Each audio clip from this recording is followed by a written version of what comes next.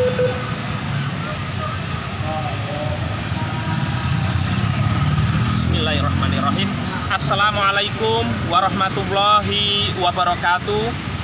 A'udzubillahi minasyaitonirrajim. Bismillahirrahmanirrahim. Wassalatu wassalamu ala asrofil anbiya'i wal mursalin Sayyidina wa maulana Muhammadin wa ala alihi wa sahbihi ajmain, amma ba'du. Pemirsa channel YouTube Bung Lutfi Official yang dirahmati Allah Subhanahu wa taala, marilah puja dan puji syukur senantiasa kita panjatkan kehadirat Allah Subhanahu wa taala atas segala karunia dan nikmat yang diberikan kepada kita sekalian. Sholawat dan salam marilah selalu kita haturkan kepada junjungan kita Nabi besar Muhammad SAW. Semoga kelak kita mendapatkan syafaat beliau di hari kiamat. Amin, amin, amin ya robbal alamin. Pemirsa yang dirahmati Allah, saat ini masih dalam suasana Hari Raya Idul Adha 1444 Hijriah, di mana kalau kita berbicara Hari Raya Idul Adha itu jatuh pada tanggal 10 Dzulhijjah pada tahun ini, yaitu 1444 Hijriah. Saya dalam kesempatan kali ini tidak akan membahas mengenai perbedaan ataupun perselisihan apakah hari rayanya itu kemarin jatuh pada hari Rabu ataupun Kamis. Saya tidak membahas itu. Namun yang jelas suasana Idul Adha tidak hanya 10 Dzulhijjah, namun 3 hari setelahnya, yaitu tanggal 11, kemudian 12, 13 Dzulhijjah yang disebut dengan hari Tasyrik, yaitu hari di mana kita masih diharamkan untuk berpuasa, bahkan kita masih diperkenankan oleh agama Islam untuk menyembelih hewan kurban begitu. Artinya tidak hanya 10 Dzulhijjah, tapi 3 hari sebelahnya kita masih bisa menyembelih hewan kurban. Kalau di Indonesia bisa sapi, bisa kerbau, bisa kambing, domba, dan seterusnya ya. Nah, pemirsa yang dirahmati Allah, merujuk kepada hari raya Idul Adha ini, kita tentu ingat kepada kisah Nabi Ibrahim alaihi salam, yaitu salah satu nabi dan rasul, salah satu di antara 25 nabi dan rasul yang wajib kita ketahui. Nabi Ibrahim ini adalah satu di antara 5 nabi dan rasul yang disebut ulul azmi, yaitu nabi atau rasul yang memiliki kedudukan paling tinggi atau tertinggi di antara nabi-nabi yang lain. Nabi yang memperoleh kedudukan ini adalah nabi yang oleh Allah mendapatkan ujian yang sangat berat, kemudian cobaan yang sangat berat, kemudian rintangan, hambatan, gangguan dalam berdakwah yang luar biasa. Maka mendapatkan gelar ulul azmi ini kedudukan yang tinggi sekali. Kalau dalam dunia akademik di perguruan tinggi, di kampus, pangkat paling tinggi yaitu guru besar atau profesor ya. Kemudian di bawahnya ada lektor kepala, kemudian mungkin kalau ada lektor leher, lektor perut, lektor misalnya, kemudian asisten ahli, kemudian ada tenaga pengajar, barangkali demikian. Nah, guru besar paling tinggi sekali ini Rasul ulul azmi. Selain Nabi Ibrahim, 4 nabi dan rasul yang memperoleh gelar ulul azmi, yaitu ada Nabi Musa alaihi salam, kemudian ada Nabi Nuh alaihi salam, kemudian ada Nabi Isa alaihi salam, dan Nabi Ibrahim alaihi salam. Kalau kita bicara Nabi Nuh tentu mendapatkan gelar ulul azmi karena hambatan dan cobaan ketika berdakwah tidak ringan. Bahkan anaknya sendiri Kan'an itu tidak taat begitu, tidak menyembah Allah Subhanahu wa taala, tidak taat kepada Nabi Nuh. Kemudian ada Nabi Musa alaihi salam begitu ya. Kemudian ketika kecil, kemudian sudah dihanyutkan di sungai Nil, kemudian berhadapan dengan seorang raja yang luar biasa kekuasaannya, mengaku sebagai Tuhan, yaitu Fir'aun. Cobaannya begitu berat. Termasuk Nabi Isa alaihi salam, Nabi Isa yang kemudian oleh Allah angkat ke langit begitu, kemudian tidak memiliki bapak begitu. Kalau kita bicara di agama, Allah itu lam yalid walam yulad, tidak beranak dan tidak diperanakkan dalam Al-Quran. Itu cobaannya juga begitu berat. Dan tentunya adalah Nabi besar Muhammad SAW, Rasul, Nabi yang terakhir sampai dengan hari kiamat. Nabi kita semua juga lebih berat lagi begitu cobaan maupun hambatan rintangan yang dihadapinya. Nah, dengan hari raya Idul Adha ini, sosok Nabi Ibrahim alaihissalam tentu tidak lepas dalam konteks kalau kita bicara sejarah, begitu. Nabi Ibrahim seorang nabi yang kemudian mengidam-ngidamkan punya anak, namun nggak punya anak, tapi kemudian ketika punya anak, begitu, yaitu Nabi Ismail dari Siti Hajar, oleh Allah kemudian diperintahkan untuk menyembelih, begitu. Nah, tentu Nabi Ibrahim pada awalnya ragu-ragu, yaitu pada tanggal 8 Dzulhijjah yang disebut sebagai hari Tarwiyah. Apakah ini benar-benar perintah dari Allah Subhanahu wa Ta'ala, atau sesungguhnya ini dari setan, begitu, atau dari jin ataupun yang lain. Hari Tarwiyah, ragu-ragu Nabi Ibrahim. Waktu itu ketika diperintahkan begitu ya, dalam mimpi itu Nabi Ibrahim tidak kemudian langsung mengeksekusi atau melaksanakan perintah Allah tersebut karena masih ragu-ragu. Itu tanggal 8 Dzulhijjah yang disebut sebagai hari Tarwiyah. Kemudian baru besoknya tanggal 9 Dzulhijjah Nabi Ibrahim itu mendapatkan petunjuk.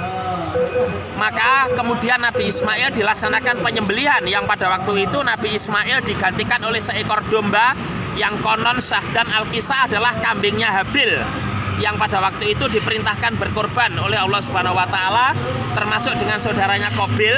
Nah, itu diambilkan diganti kambing oleh Allah sebagai ganti bahwa Nabi Ibrahim sebagai hamba yang begitu taat, begitu mentaati, begitu patuh terhadap perintah Allah Subhanahu wa Ta'ala, mengorbankan anaknya, dan pengorbanan itu digantikan yang lebih baik, yaitu digantikan dengan domba atau kambing, begitu, atau gibas, begitu, miliknya Habil putra Nabi Adam. Nah, tanggal 9 Dzulhijjah maka disebut sebagai hari Arafah. Arafah itu artinya now. Arafah artinya mengetahui, bahwa Nabi Ibrahim pada waktu itu mengetahui bahwa itu adalah perintah dari Allah, bukan dari yang lain.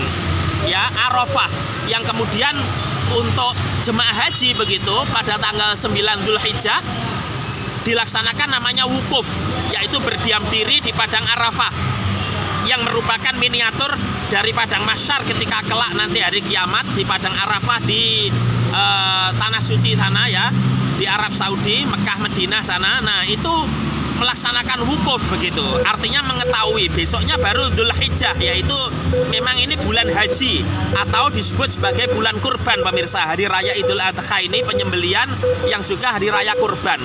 Nah, tentu kita ingat substansi dari surat Al-Kautsar. Bismillahirrahmanirrahim. Inna a'toinakal kautsar. Sungguh kami Allah telah memberikan kamu Muhammad, Nabi Muhammad, nikmat yang begitu banyak. Kemudian fasolli li rabbika wanhar, dan bersolatlah ya, fasolli, solatlah ya kan, patuhlah, tunduklah, begitu, atas semua nikmat yang Allah berikan, bahwa kita telah diberi nikmat yang begitu banyak, karunia begitu banyak, rahmat, kasih sayang, apakah itu yang sifatnya material, non material atau imaterial, jasmaniah, rohaniah, kenikmatan yang luar biasa kita bisa menikmati hidup di dunia ini, pemirsa. Nah, makanya kita diwajibkan untuk bersolat, fasolil li rabbika, karena Tuhanmu, begitu. Kemudian wanhar, dan kita diperintahkan untuk wanhar, berkorban, sebagai bentuk ketaatan kita, ketundukan kita kepada Allah Subhanahu wa Ta'ala. Fasolli li rabbika wanhar, inna syani'aka huwal abtar. Inna syani'aka huwal abtar, sungguh Muhammad, orang yang membencimu itu adalah terputus dari rahmat kasih sayang Allah Subhanahu wa Ta'ala. Jadi kita dalam hidup ini, pemirsa, kalau kita hendak naik level, naik tingkatan, kalau tadi saya mengibaratkan di dunia perguruan tinggi ada tenaga pengajar, jabatan akademik itu, kemudian ada lektor, ada asisten ahli, lektor kepala, kemudian guru besar. Maka ketika kita mau naik ke level-level itu, kita perlu yang namanya pengorbanan, ya kan? Wanhar di sini substansinya adalah pengorbanan, bisa yang sifatnya material maupun imaterial, begitu. Artinya tanpa pengorbanan maka tidak bisa. Termasuk kalau kita bicara dalam konteks kepangkatan apapun, dalam pegawai negeri misalnya, di TNI misalnya, ya, itu misalnya ada jenderal, kemudian letnan jenderal, kemudian mayor jenderal, brigadier jenderal, kolonel, letnan kolonel, kemudian mayor, kapten, dan seterusnya. Demikian juga di kepolisian, mulai dari jenderal polisi, kemudian komisaris jenderal, kemudian inspektur jenderal, kemudian brigadir jenderal, kemudian ada komisaris besar, kemudian ada ajun komisaris besar polisi, kemudian ada komisaris polisi dan ajun komisaris polisi, dan seterusnya ke bawah. Kita kalau mau naik dari level-level itu, kita membutuhkan yang namanya pengorbanan. Pengorbanan di sini pemirsa bukan pengorbanan yang sifatnya tidak baik atau merugikan orang lain, tetapi pengorbanan kita sesungguhnya baik material maupun imaterial. Contoh demikian, kalau kita mengorbankan orang lain, misalnya dalam dunia kerja, kita ingin naik pangkat, naik level, tapi dengan menjatuhkan orang lain, menjelekkan orang lain, menyebarkan aib orang lain, kemudian menjatuhkan kehormatan, kemudian martabat, harga diri, merugikan orang lain, mungkin bisa jadi naik, tetapi yakinlah bahwa naiknya pangkat yang demikian itu tidak awet, alias tidak abadi, begitu. Bahkan sangat singkat sekali barangkali, karena memang dasarnya sudah tidak baik, apalagi dengan cara-cara yang tidak baik misalnya, atau tidak patut misalnya. Nah, tapi seyogyanya pengorbanan itu misalnya kalau kita berupa material, bisa pengorbanan dengan harta misalnya, bisa dengan imaterial, contohnya adalah tenaga, pikiran, waktu, dan seterusnya. Itu adalah semua pengorbanan. Termasuk ketika kita menuntut ilmu, ya, kita mencari ilmu itu juga butuh pengorbanan. Apa itu? Ada waktu, ada harta, kemudian pikiran, perasaan barangkali, dan seterusnya. Artinya pengorbanan di sini sangat penting sekali. Tanpa pengorbanan, nol kalau kita ingin menaik level, naik derajat, naik tingkatan. Karena saya sudah pernah menguraikan dalam video saya sebelumnya bahwa dalam Islam sendiri juga ada stratifikasi sosial, ya, atau hierarki sosial, pelapisan sosial, bahwa memang manusia ini pada dasarnya Allah ciptakan sama, tetapi tentu dalam hal-hal tertentu ada orang yang di atas, ada yang di bawah. Siapa itu yang di atas? Orang yang di atas itu adalah orang yang kalau dalam Islam itu yang bertakwa. Kalau dalam surat Al-Hujurat ayat 13, yaitu inna akramakum indallahi atqakum. Sesungguhnya orang yang paling mulia di sisi Allah adalah orang yang paling bertakwa. Kemudian kalau surat Al-Mujadalah ayat 11 dikatakan yarfa'illahu alladzina amanu minkum walladzina utul ilma darajat, yaitu orang-orang yang ditinggikan derajatnya di antara kamu di sisi Allah, yaitu orang-orang yang beriman dan bertakwa sekaligus berilmu, begitu. Yarfa'illahu alladzina, Allah meninggikan derajat di antara orang yang beriman dan berilmu pengetahuan. Artinya kita levelnya itu tinggi begitu di antara yang lain. Ini penting sekali, dan itu semua tentu membutuhkan pengorbanan.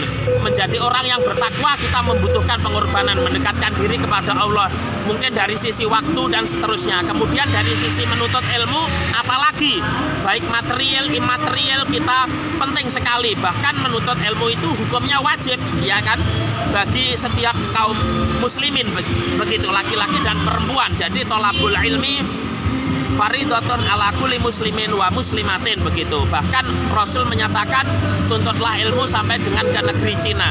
Jadi yang perlu saya garis bawahi pada kesempatan kali ini bahwa dalam momen Idul Adha ini, kalau kita ingin ditingkatkan levelnya oleh Allah Subhanahu wa taala, seperti kalau kita main game, ditingkatkan kedudukan, derajat, pangkat, dan seterusnya, maka membutuhkan pengorbanan. Dan pengorbanan ini bukan pengorbanan yang salah atau yang dilarang secara syariat, apalagi merugikan orang lain misalnya, dengan cara yang licik, dengan cara yang tidak baik, dengan cara yang kemudian menipu misalnya. Maka yakinlah bahwa misalnya kita mendapatkan, kita tidak akan awet seperti itu. Jadi kita harus dengan berkorban yang sifatnya baik, dengan cara-cara yang benar, maka itu kita akan menjadi orang yang benar-benar naik levelnya di mata Allah Subhanahu wa taala, dan juga mungkin di mata manusia, begitu. Meraih jabatan juga demikian, hendaknya dengan cara-cara yang baik, jangan dengan cara-cara yang tidak baik. Misalnya dengan cara merugikan, menjelekkan orang lain, kemudian dengan cara menipu, memanipulasi, kemudian menskenario sedemikian rupa begitu agar kita itu mendapatkan jabatan atau mempertahankan jabatan atau memperoleh harta dan seterusnya. Maka sesungguhnya hal-hal yang demikian Allah telah mencatat bahwa malaikat raqib dan atid senantiasa ada di sekeliling kita, mencatat segala amal perbuatan kita, tidak akan pernah kehabisan kertas, tidak akan pernah kehabisan tinta. Maka hendaknya kita selalu, karena dimonitoring, diawasi, dikontrol oleh Allah Subhanahu wa Ta'ala, maka hendaklah kita dengan cara-cara yang baik. Intinya bahwa tidak akan ada kemudian hasil yang tinggi, hasil yang baik, terbaik, kita naik level, naik kedudukan, tingkatan tanpa adanya pengorbanan. Mudah-mudahan dengan adanya momen Idul Adha ini kita bisa meneladani Nabi Ibrahim dengan mengorbankan anaknya, tapi kemudian anaknya tidak jadi dikorbankan, tapi justru derajatnya ditingkatkan oleh Allah Subhanahu wa Ta'ala menjadi nabi dan rasul ulul azmi karena kesabaran, ketaatan dan keteguhan hati beliau di saat menghadapi berbagai godaan-godaan, termasuk dalam ritual haji ada lempar jumroh, godaan setan dan seterusnya. Demikian yang bisa saya sampaikan, mudah-mudahan bermanfaat. Ihdinas siratal mustaqim wal afu minkum wallahul muwaffiq ila aqwamit thoriq. Wassalamualaikum warahmatullahi wabarakatuh.